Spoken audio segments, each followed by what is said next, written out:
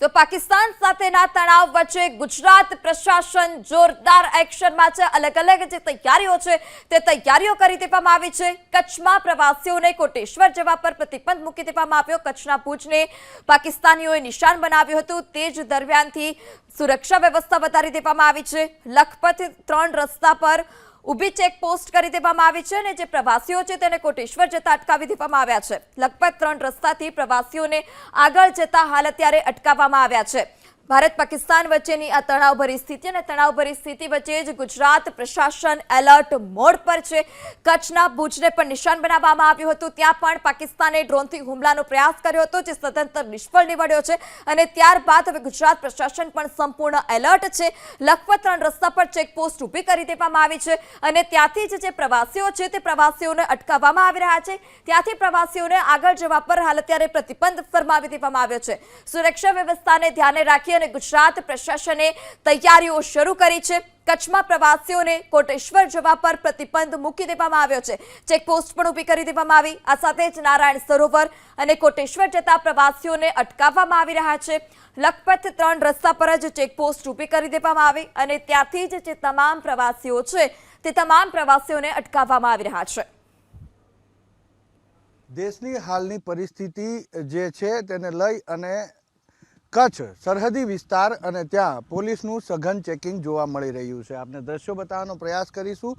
આ લખપત 3 રસ્તા પાસે અત્યારે ભારત પાકિસ્તાન વચ્ચે જે તણાવની પરિસ્થિતિ છે તેને લઈ અને ચેકપોસ્ટ ઊભી કરવામાં આવી છે અને અહીંયા પોલીસ અને હોમગાર્ડના જવાનો સઘન ચેકિંગ કરી રહ્યા છે।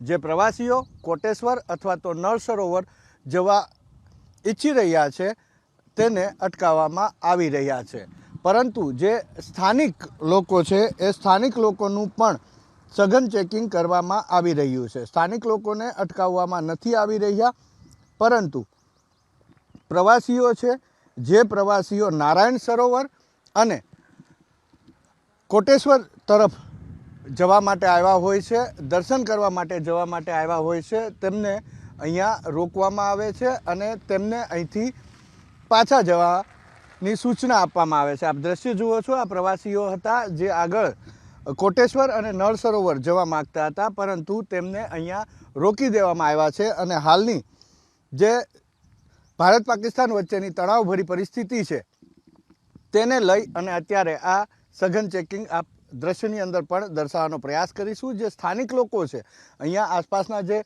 ગામડાઓ આવેલા છે, ગ્રામીણ વિસ્તારમાં વસતા લોકોને અવરજવર એમના ગામમાં જવા માટેની છે, પરંતુ તેમને પણ હાલ પૂછપરછ થાય છે, તેમનું પણ ચેકિંગ કરવામાં આવે છે, તેમને જવા દેવામાં આવે છે, પરંતુ જે પ્રવાસીઓ જે દર્શનાર્થીઓ અહીંયા કોટેશ્વર અને નારાયણ સરોવર જવા માટે આવતા હોય છે તેને રોકી દેવામાં આવે છે। તેના માટે હાલ પૂરતો પ્રતિબંધ લગાવી દેવામાં આવ્યો છે। કેમેરામેન પિયુષ લેવા સાથે હિરેન રાજગુરુ, એબીપી અસ્મિતા, કચ્છ, કોટેશ્વર।